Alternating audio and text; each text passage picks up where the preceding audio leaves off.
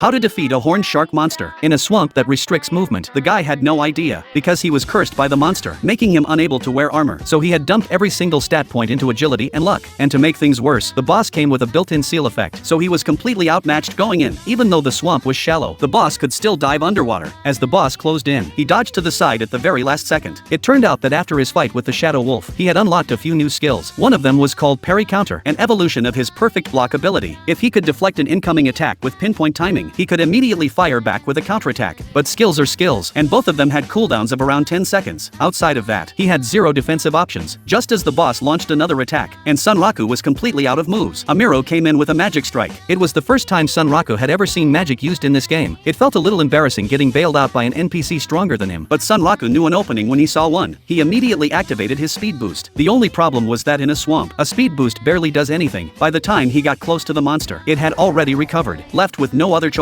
he used Spiral Blade. Before the boss could react, he followed it up by using his climbing skill to leap onto the monster's back. Then he signaled the rabbit to charge up its ultimate, while he hung on and stalled for time. Against the monster's violent thrashing, he lasted 2.5 seconds before getting flung off. But by then, Amiru's ultimate was fully charged.